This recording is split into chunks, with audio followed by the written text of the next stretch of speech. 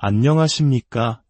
삶의 깊은 지혜와 영적인 통찰을 나누는 시간입니다. 오늘 우리는 잠시 멈추어 우리 시대를 살아가는 많은 이들의 마음속 깊은 곳에 자리한 한 가지 질문에 대해 묵상해 보고자 합니다. 그것은 바로 쾌락에 대한 추구입니다. 현대 사회는 우리에게 끊임없이 더 많은 즐거움, 더 강렬한 자극을 약속합니다.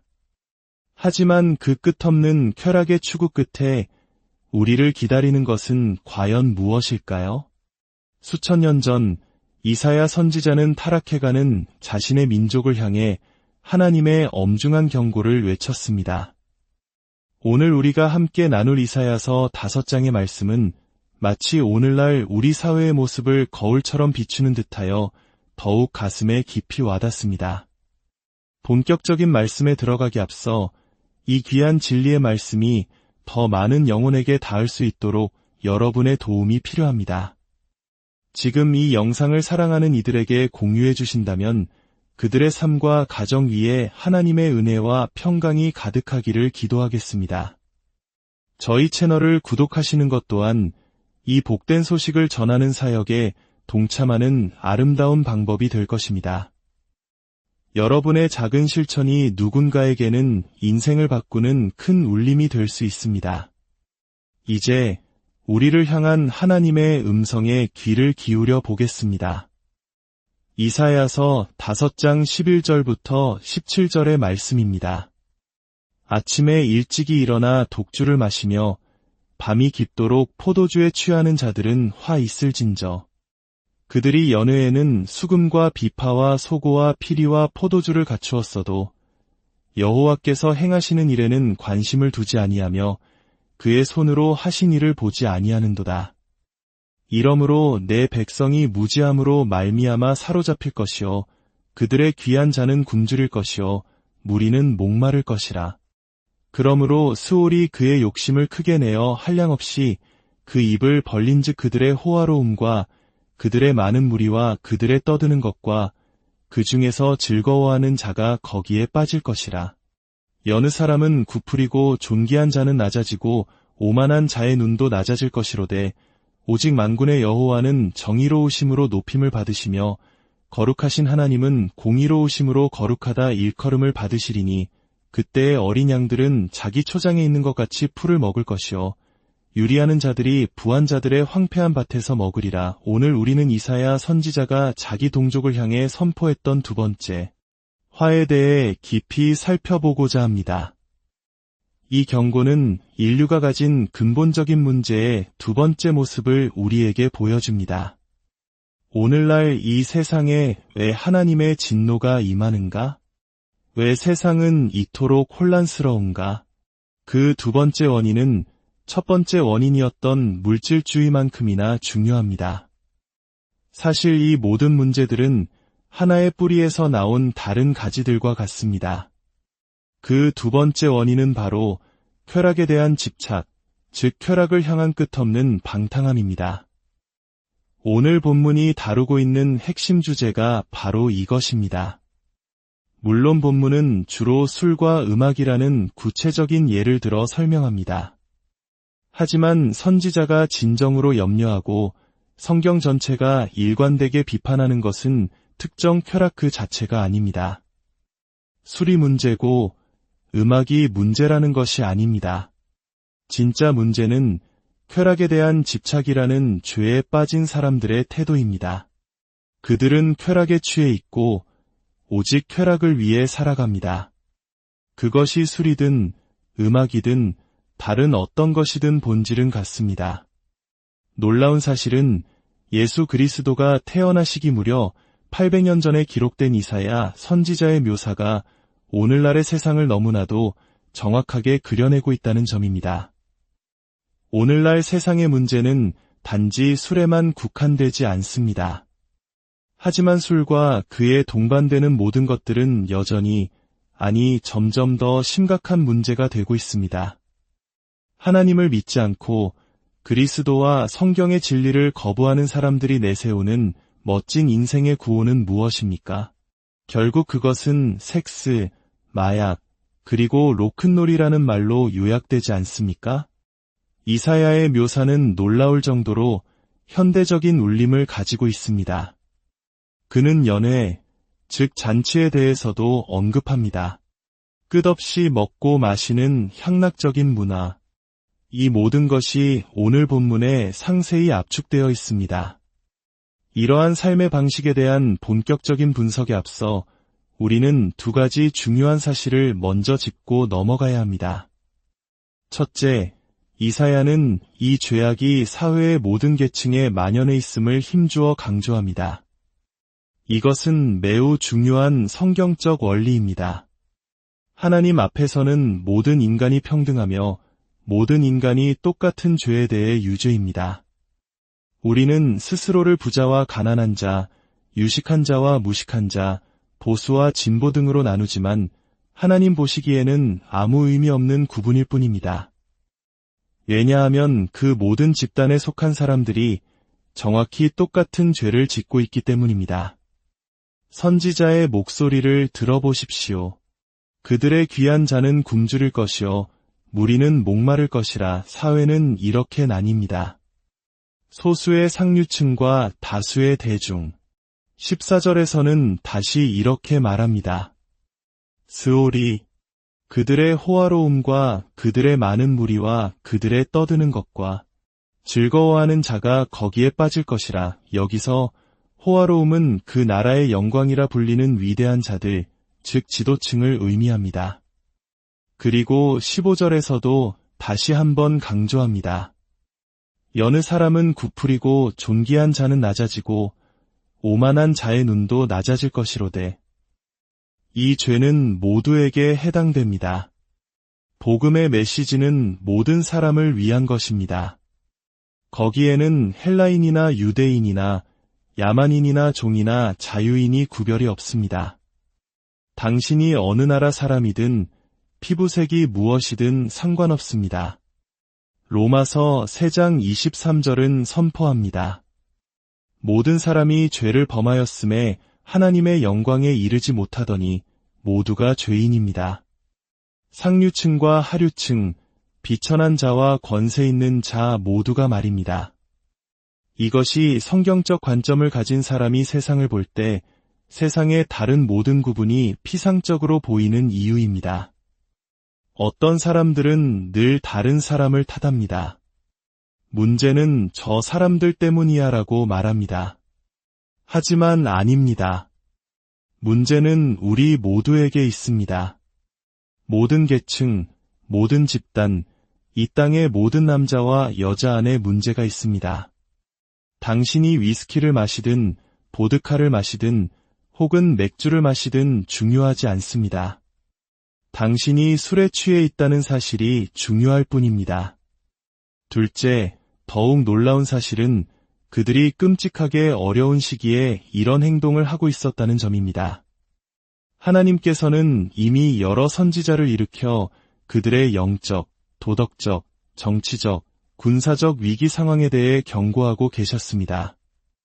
나라는 모든 면에서 무너져 내리고 있었습니다. 그러나 그 위기의 한복판에서 그들은 바로 이렇게 살고 있었습니다. 아침에 일찍이 일어나 독주를 마시며 밤이 깊도록 포도주에 취하는 자들.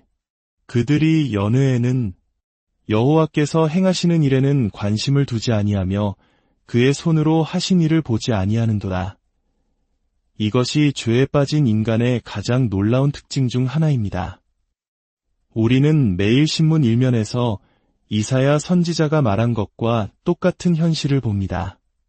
한쪽에는 심각한 국제위기, 어느 나라의 분쟁, 새로운 전쟁의 위협 같은 끔찍한 소식이 실려 있습니다. 그런데 바로 그 옆다른 칼럼에는 지극히 사소하고 유치하며 때로는 어리석기까지 한 가십거리가 실려 있습니다. 왜 이런 일이 벌어질까요? 위기 상황에도 불구하고 사람들은 여전히 쾌락에만 관심이 있기 때문입니다. 이 기이할 정도의 균형 감각 상실은 새로운 것이 아닙니다. 로마가 불타는 동안 바이올린을 켰던 것은 네로 황제만이 아닙니다. 인류 역사상 수많은 위기의 순간에 모든 것이 위태로워 보이는 상황 속에서도 사람들은 술을 마시고 춤을 추었습니다. 이것이 죄에 빠진 인간의 어리석음입니다. 그들은 그런 위기 속에서도 그렇게 행동할 수 있다고 믿습니다. 과학자들조차 세상이 위험에 처해 있다고 경고하는 지금 이 시대에 수천 년 전 이스라엘의 삶에 대한 묘사와 똑같은 일들이 여전히 가장 큰 중요성을 차지하고 있다는 사실이 놀랍지 않으십니까? 이것이 바로 문제의 본질이며 우리가 함께 직면하고 분석해야 할 문제입니다. 자, 이제 쾌락에 대한 이 집착을 좀 더 깊이 들여다봅시다. 그 특징은 무엇일까요? 첫째, 그들은 쾌락을 위해 삽니다.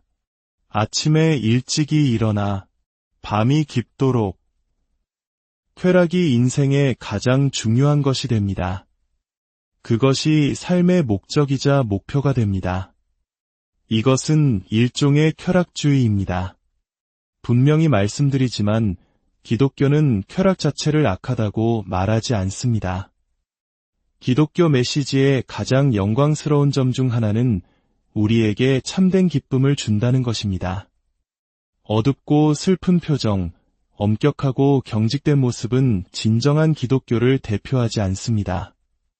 사도 베드로는 그리스도인들을 이렇게 묘사합니다. 예수를 너희가 보지 못하였으나 사랑하는도다. 이제도 보지 못하나 믿고 말할 수 없는 영광스러운 즐거움으로 크게 기뻐하니. 사도 바울은 우리가 환난 중에도 즐거워한다고 말합니다. 기독교는 해방과 자유, 말로 다할 수 없는 영광스러운 기쁨의 메시지입니다. 하지만 이것은 쾌락을 숭배하고 그것을 위해 사는 것과는 전혀 다른 이야기입니다. 쾌락이 인생의 궁극적인 목적이며 다른 모든 것 위에 있다고 말하는 것과는 근본적으로 다릅니다. 이사야 시대 백성들의 문제가 바로 이것이었고 오늘날 우리의 문제 또한 본질적으로 이것이 아닙니까? 한때 세계를 호령했던 로마 제국을 몰락으로 이끈 것이 무엇인지 아십니까? 그것은 외부의 군대가 아니었습니다. 물론 실질적으로 로마를 약탈하고 정복한 것은 고트족과 반달족이었습니다. 하지만 로마의 몰락을 이끈 것은 그들의 군사력이 아니었습니다. 그것은 로마를 약화시킨 내부의 부패였습니다. 그 부패의 핵심은 무엇이었을까요? 바로 쾌락에 대한 집착이었습니다.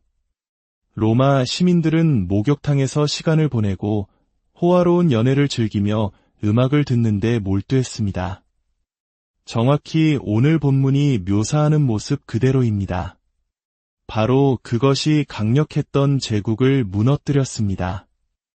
역사상 대부분의 위대한 제국들은 외부의 침략이 아닌 내부의 부패 때문에 무너집니다.